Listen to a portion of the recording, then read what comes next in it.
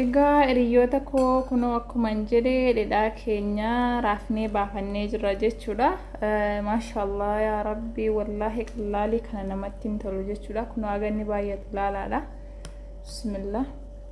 Kun dhedhaadha jechuudha. Dhedhaa amma biyya keenyatti abubbii raasnee baafnu sanaadha. Ilaala akka inni bareedu maashaallah tabaarakallah. Kunoo dhedhaa haala kanaan hojjetadhee jira jechuu barbaada. Warroonni dhedhaa mana keessatti hojjetattanii dibachuu barbaadan, baqfachuu barbaadan kun haala salphaa ta'e mana keenya keessa teenyee dhedhaa hojjetachuu dandeenya jechuudha. Baasii xiqqoodha jechuudha. Baasii xiqqoodhaanitti dhedhaa haala gaariin argachuu dandeenya. Yeroo ammaa kana dhedhaa burcuqqoon tokko biroo 300 meeqa akka ta'e hin beeku biyya keenya. Kanaaf egaa warri biyyaayyuu warri hin qabne bitanii dibachuun baay'ee tulfa. Akkuma argitan yoo nyaataaf baffachuu barbaadanis qullubbii wantoota tokko itti dabaltanii yoo jettanii baqa yoo nyaataaf tolfattanii baffattanis haala bareedaadha. Kunoo dhedhaa biyya keenyaadha baay'ee foolii hin qabu. Baay'ee akka namatti tola isiniin jechuu barbaada. Dibachuu bichaaf miti nyaataaf illee ni oola.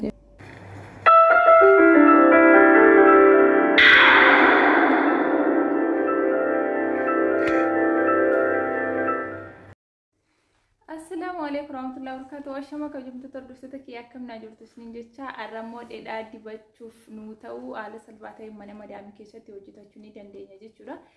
Dhedhaa hedduun keenya biyyatti ni dibanna amala yookiin aadaa taasifannee dhedhaan yeroo gubbee keenyarra kaannu tokkoffaa sammuu hirrina dhiigaa yoo qabaanne sammuun keenya akka guutu akka dhiiga argatu nu taasisa jechuudha. Lammaffaa immoo rifeensi akka lallaafu, sadaffaan immoo akka dhedheeratuuf illee waan abdii guddoo irraa qabnuuf biyya keenyatti aadaa taasifannee dhedhaa dibachuun ni beekama jechuudha. Namni kamuu marreega haala kamiin nuti warri biyya arabaa jiru immoo dhedhaa akkamitti argachuu dandeenya, akkamitti dibachuu dandeenya kan jedhu arraga wajjin dhedhaa tolchinee yookiin qopheessinee dibannee waliin jechuudha.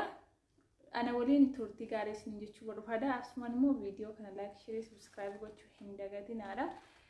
Waan isiniin jechuu barbaadu hiriyoota koo warroonni beektan beektu, warroonni hin beekne immoo marreega wajjin hojjenna jechuudha. Amma turtii gaarii gara dhedhaa hojjechuutti deemnaa, gara dibachuutti deemnaa. Dhugaa dubbachuuf baay'ee na gammachiisee jira. Yeroo jalqabaatiif itti yaadee dhedhaa hojjetachuun qaba. Rifeensa kiyyaaf jedhee itti yaadeen waan kana bitee tolfadhaa jira jechuudha. Waan birrii xiqqaan binnee faayidaa guddoo irraa argachuu dandeenyudha. Marreega maaltu nu barbaachisa kan jedhu wajjin ilaalla. Kun maashinii waatti daakamudha. Hundi keenya iyyuu ni beekna jechuudha. Kun maashiniidha. Erga maashinii kana tolfannee kunis nu barbaachisa jechuudha. Kan dhedhaa ta'uu danda'u kanaadha. Baay'een keessan ni beektu warroonni mana madaamii keessa hojjettanii isiniin jechuu barbaada. Marreega turtii gaarii. Ana waliin egaa yaadaan isiniin jechuu barbaada. Asumaan hiriyoota koo video kee like, share, subscribe godhaa. Warri dhedhaa dibachuu barbaadan immoo kottaa bismillah haala kanaan tolfadhaa dibadhaa isiniin jechuu barbaada. Kun guutuu isaa itti hin godhu fakkeenyaaf walakkaan itti buusa inshallah hin ta'a. Ani yeroo jalqabaafiitiin dalagachaa jira.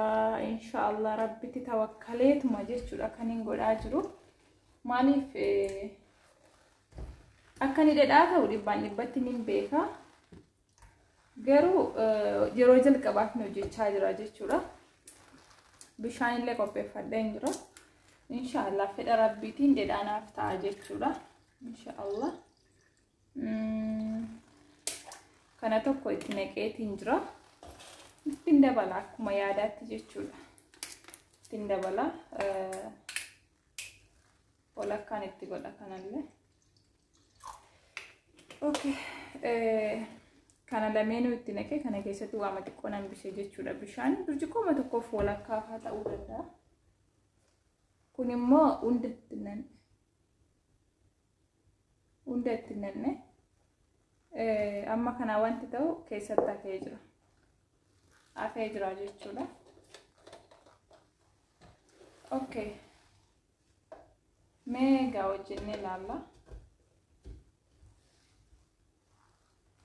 Bismillah.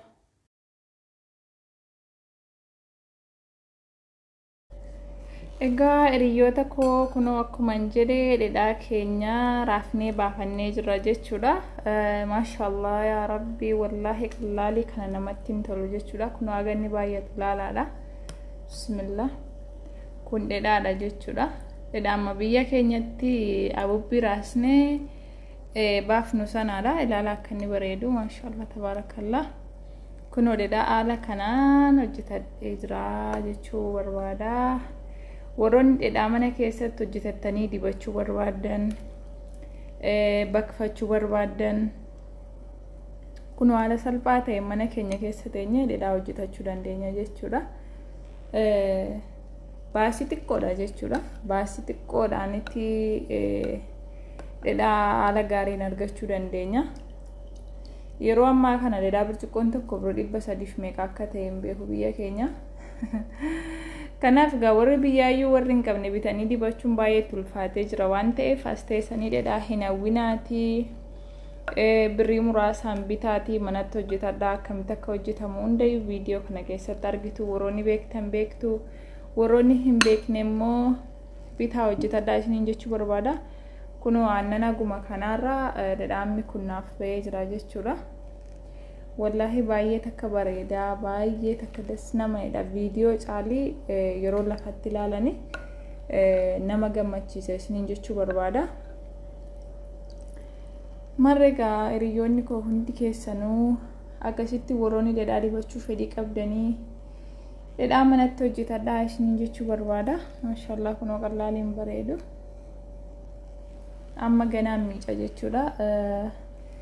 Miiceetiin dibadhaa warroonni dhedhaa dibachuu jaallattan haala salphaa ta'e mana keenya keessatti hojjetachuu dandeenya. Maashaallah kana fakkaataa isiniin jechuu barbaada. Hiriyoota koo kunoo akkuma argitan gaa dhedhaa mana keessatti tolfadheen jira jechuudha. Warroonni dhedhaa dibachuu barbaadan haaluma salphaa ta'e mana keessatti hojjetachuu dandeessu. Kunoo haaluma salphaa ta'een dhedhaa amma kana hojjetadheetiin jira. Maashaallah wallahi isa viidiyoo irraa caalii gaafa lafatti ilaalan baay'ee tokko nama gammachiisa jechuudha. Baay'ee tokko namatti tola.